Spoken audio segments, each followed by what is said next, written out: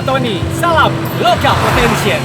Ya, apa yang dimaksud dengan Loka Potential adalah salah satu YouTube channel yang membahas terkait dengan potensi lokal di Indonesia.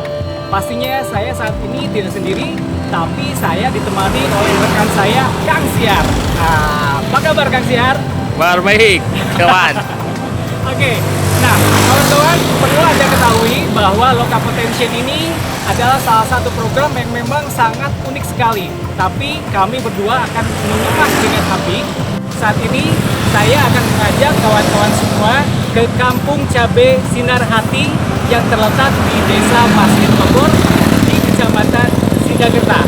Oke, sahabat Loka Potential, ikutin saya. Loka Potential, ngabret!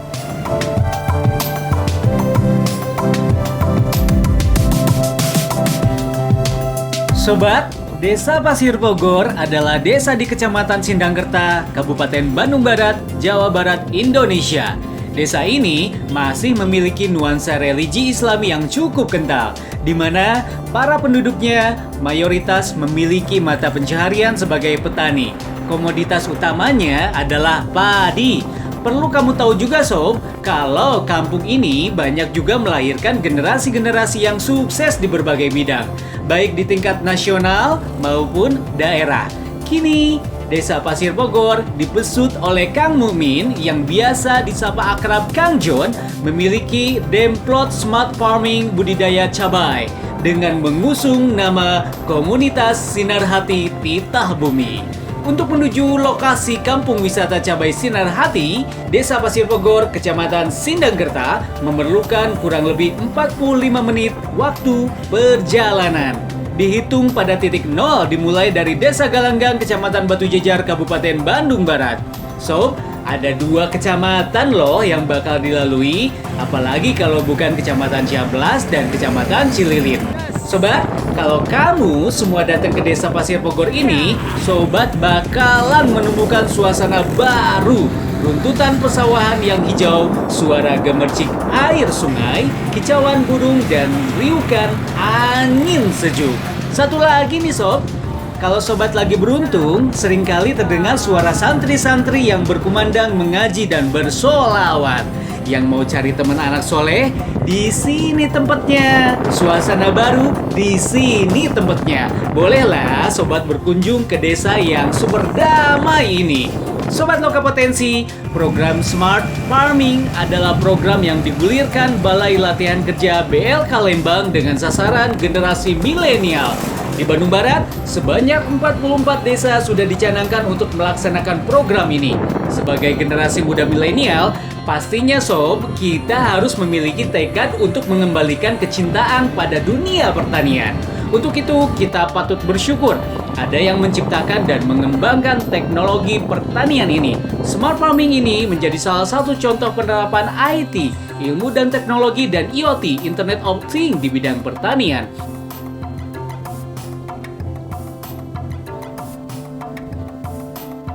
Oke, Sobat Loka Potensi, sekarang kita sudah sampai di Desa Pasir Bogor, tepatnya di Kampung Wisata Cabe.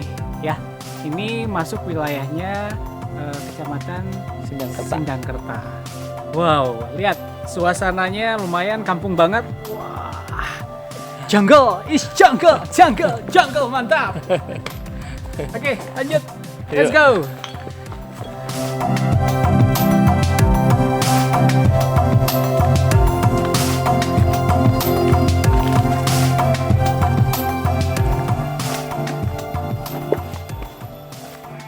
Mantap, suasana ini benar-benar seperti masuk ke pedalaman.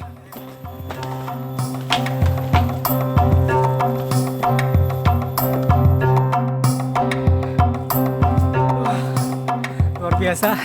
Oke, sobat Local Potential, sekarang saya sudah sampai di posisi lokasi kawasan Kampung Wisata Cabe Desa Pasir Bogor. Ini adalah lokasi tempat demplot wisata cabainya. Yuk kita cari gambar yang bagus.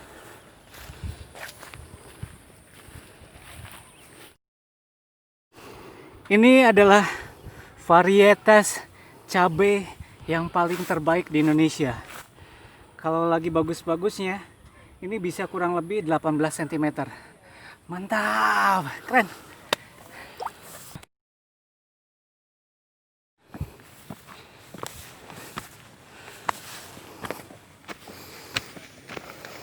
Mantap, kita sekarang ketemu dengan pejuang pahlawan kita. Hei kau mau kemana? Kesini dulu. Sini dulu.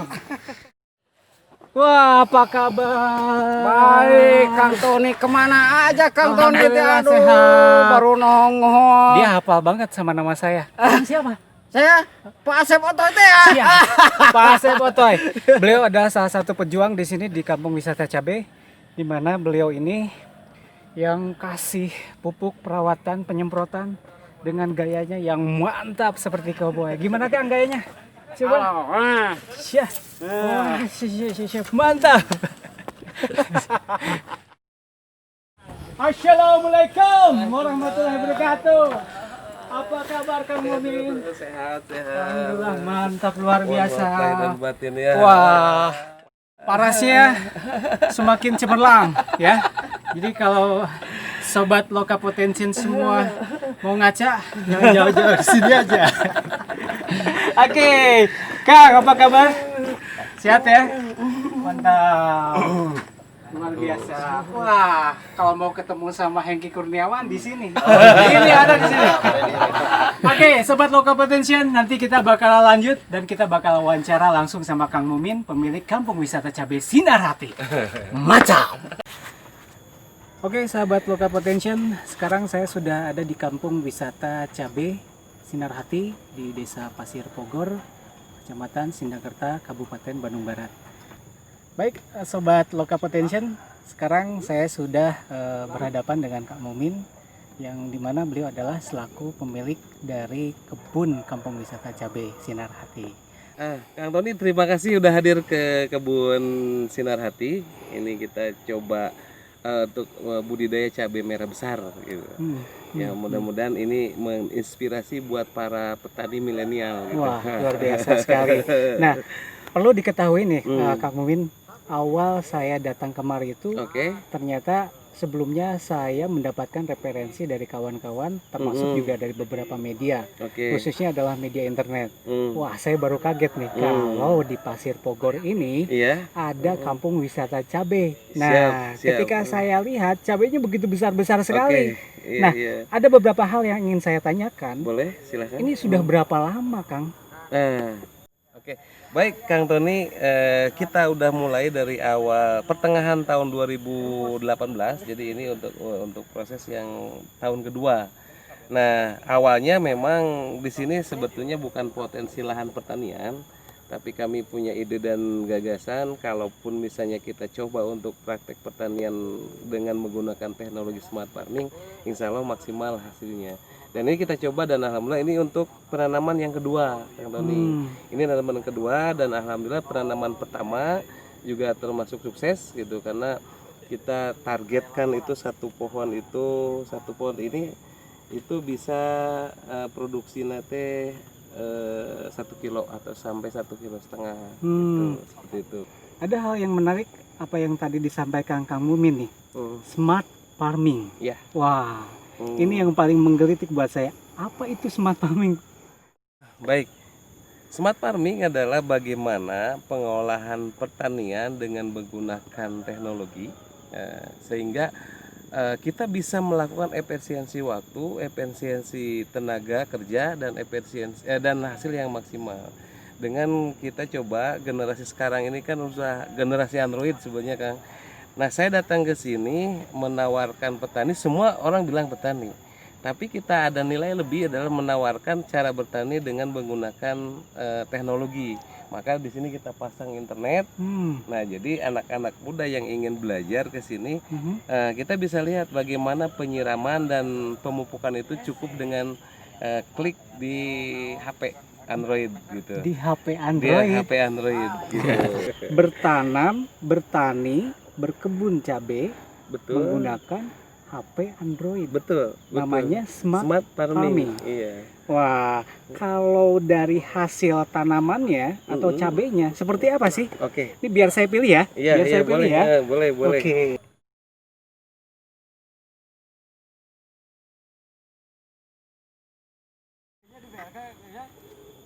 Wah, ini ya. Iya. Ternyata iya, ini iya, ya cabenya ya. Iya, ini cabe. Mantap, luar Ya, biasa. Ini jenis cabai merah besar, Kang Tony. Boleh dipetik, ini udah merah, Petik. udah. Oh. Udah. Gimana nih cara petiknya? Nah, Langsung ini nih dari cupat nah. dari cupat ya. Nah. Oh, ini cupat. Oke. Nah, ini hasilnya, Kang Tony. Jadi ini kita tetap menggunakan nanti ada namanya irigasi penyiraman dan penanaman. Nah, ini hasil. Ini jenis CBA merah, cabai merah besar, jenis CBA. Nah, ini maksimal dengan target satu pohon ini kita produksi 1 kilo. Mantap, luar Ya, biasa. ya. Oke. Sobat Lokal Potential, ini loh cabainya sebesar ini. Iya. Luar Oke. biasa. Nah, kalau peran pemerintah sampai saat ini sudah sejauh mana nih? Apa atau tidak? Apakah mungkin memang Sinar Hati ini memang mandiri? Oke. Kami ini kita mendirikan komunitas Tita Bumi Sinar Hati itu karena memang kami mencoba sebagai NGO yang bisa komunikasi dengan semua pihak termasuk pemerintah. Nah, ini yang kami lakukan, bagaimana kita menjembatani juga program pemerintah. Nah, saya waktu itu karena memang konsen kepada pendidikan para petani, saya dengan BLK Lembang. Nah, saya melakukan pendekatan dan kami sempat melakukan pembinaan pertanian cabai di sini dengan Smart Farming sama BLK Lembang. Jadi kami dengan pemerintah sinergi. Kemudian kami juga membangun kelompok komunitas-komunitas petani di sekitar KBB untuk bisa gabung, gitu Kang Tony. Karena tag Sinar Hati adalah maju bersama meraih kemenangan dan kemuliaan hidup. Sudah berapa komunitas yang bergabung dengan Sinar Hati, Kang? Ada beberapa yang Sinar Hati 2 di Kecamatan Cipongkor, terus kemudian ada di Rancapanggung, apa namanya tuh, satu baik individu, terus juga di Wangun ada KWB Komunitas Wangun Bangkit. Nah, tujuannya adalah menularkan ilmu-ilmu pertanian dengan sistem kekinian. Nah, itu tujuannya. Artinya komunitasnya sudah tersebar Oke, di Kabupaten baik, di Bandung Barat. Ya. Nah, ketika komunitas itu sudah tersebar dan hasil cabainya adalah nampak, Oke. ini mau dijual kemana, Kang? Apakah sudah ada yang terima atau Oke. mungkin memang dari Sinar Hati sendiri juga mencoba untuk memasarkan sendiri tanpa harus ada monopoli dari berbagai pihak? Oke. Oke, itu pertanyaan yang sangat menarik, Kang Tony. Ketika kita terjun ke lapangan, ternyata banyak memang ada monopoli para petani itu, sehingga petani itu merasa tetap tertekan. Maka dengan saya mengembangkan beberapa komunitas itu dengan banyaknya demplot untuk pertanian, sehingga nanti kita bisa tersentral membangun sendiri pasar. Tujuan kami adalah bagaimana kita menciptakan pasar sehingga baik si konsumen nanti bakal tahu, oh, kebutuhan yang dia butuhkan untuk sayur-sayuran tinggal cari ke Sinar Hati gitu.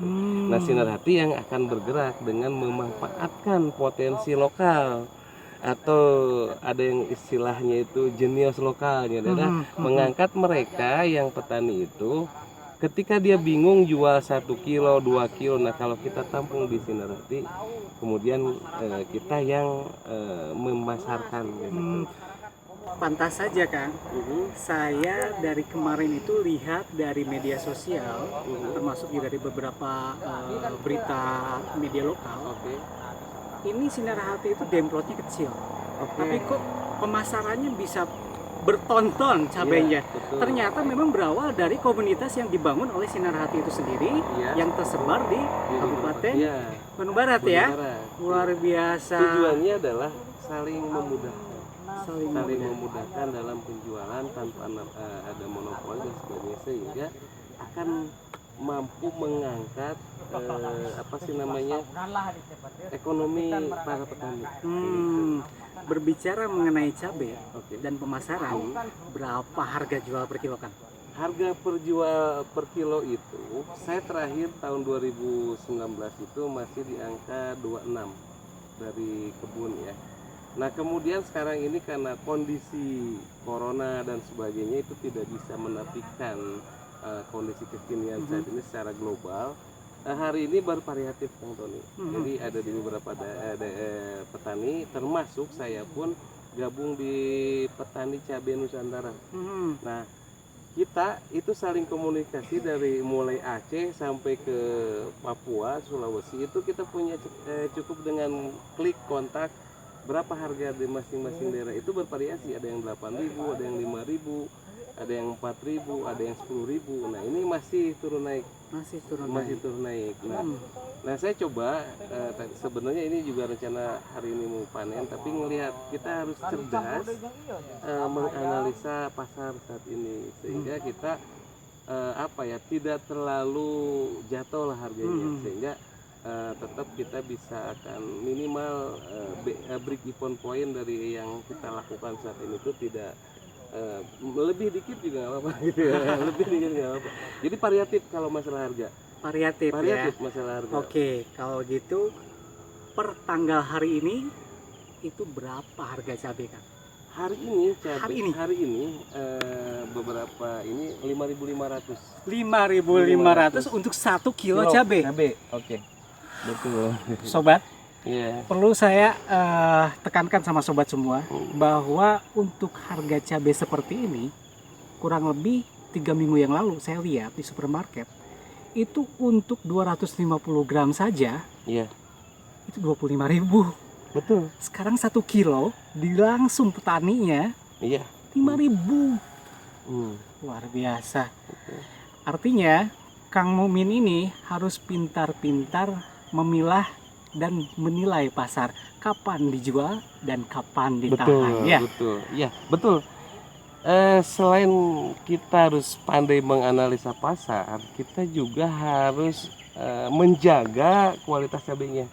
Karena gini, timing waktu ketika panen sama harga pasar, artinya gini, kalau untuk dijeda 2 atau sampai 3 hari ini masih mampu bertahan. Misalnya ada cabai merah seperti ini kalau untuk 2 atau 3 hari ke depan karena harga turun ini bisa ditahan.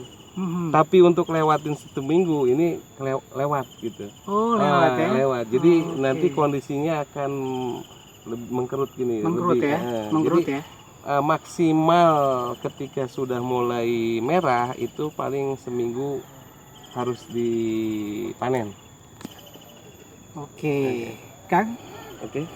Loka Potensi adalah salah satu YouTube channel di mana isinya adalah hal-hal yang berhubungan dengan bagaimana cara mengangkat potensi lokal. Betul. Nah, sebelum mengangkat potensi lokal, tentu saya juga ingin diangkat dulu, Kang. Boleh dong jadi reseller? Boleh ya. Boleh. Nah, kawan. Jadi buat sobat Loka Potensi semua, kalau Anda semua punya kegiatan usaha dan membutuhkan banyak sekali cabai, boleh kontak saya ya. Kontak saya langsung aja di komennya Loka Potensi YouTube channel dan pastikan Anda semua akan mendapatkan produk ini atau cabai ini langsung dari petani tanpa lewat siapapun ya Kang ya. Terkait harga itu gampang. Nanti kita bisa bicarakan sesuai dengan harga normal yang memang berlaku saat ini atau ketika Anda pesan. Ya. Nah, Kang, ada hal yang aneh ketika saya datang ke sini. Bukan hanya sebatas kebun cabai, tapi saya lihat di saung Akang ini kok banyak sekali buku ya. Iya.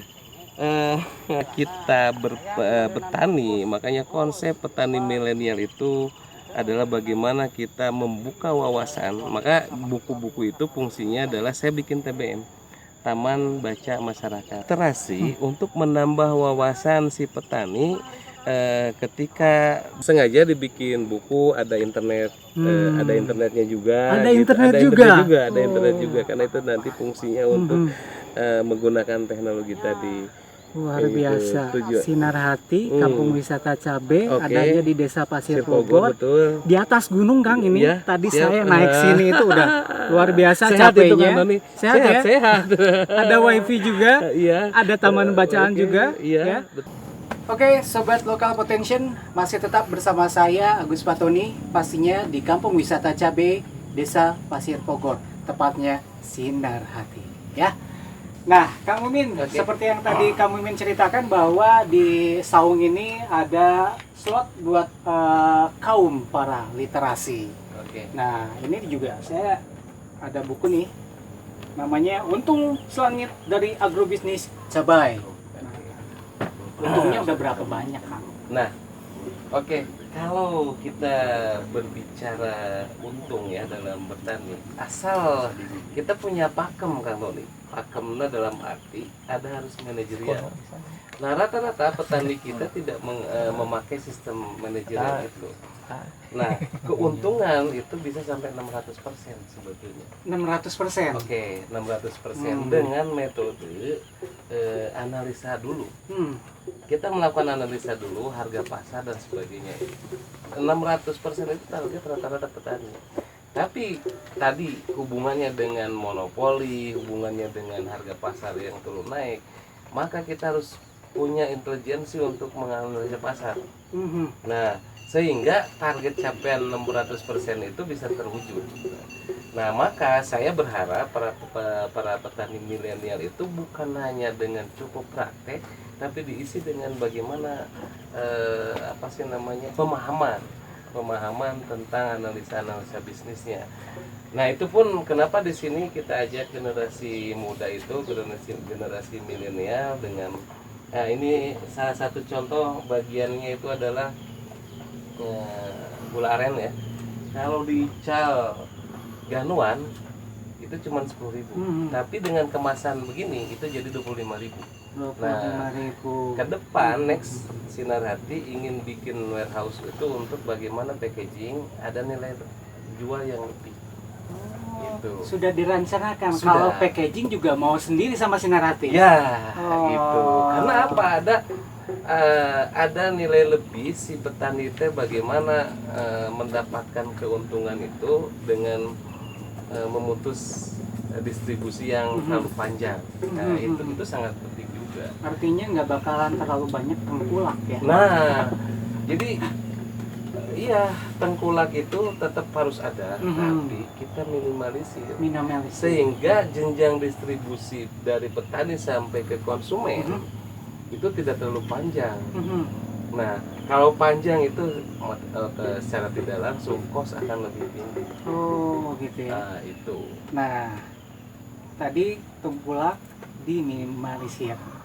Artinya tentu berhubungan dengan profit. Oke, alhamdulillah kalau dari keuntungan profit ya, kita bercerita tentang yang kita lakukan di sini.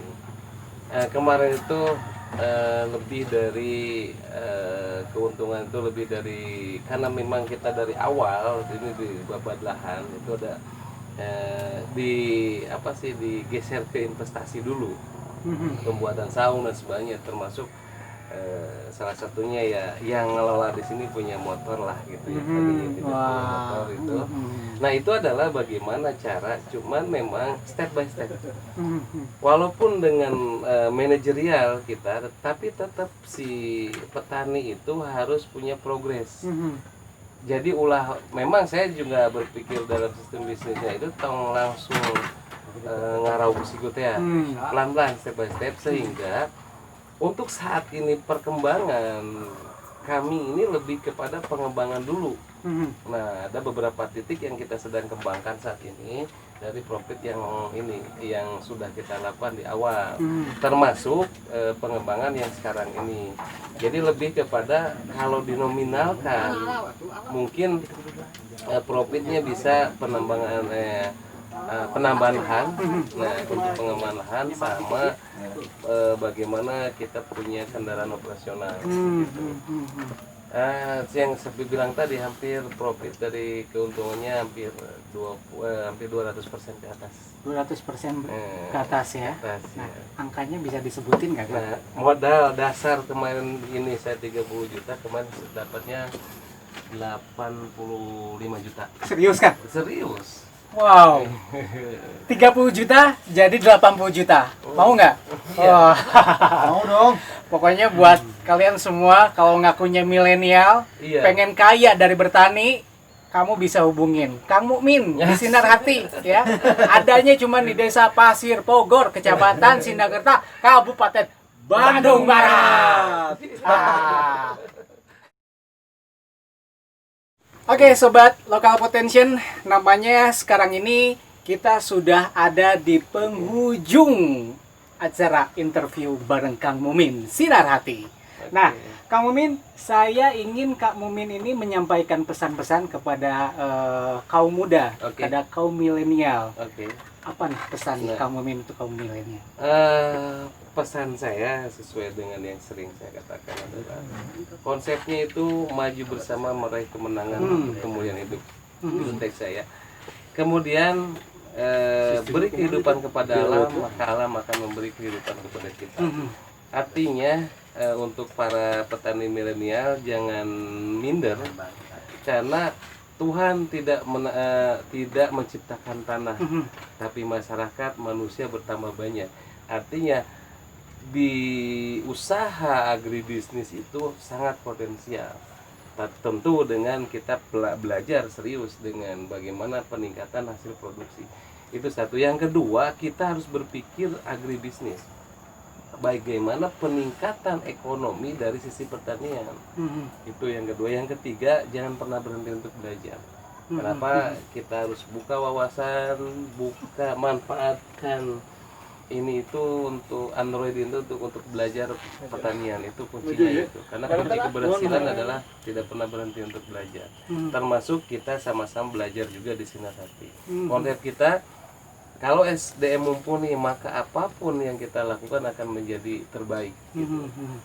Ya mudah-mudahan ini menjadi inspirasi buat teman-teman petani milenial ke depan. Mantap. Ya.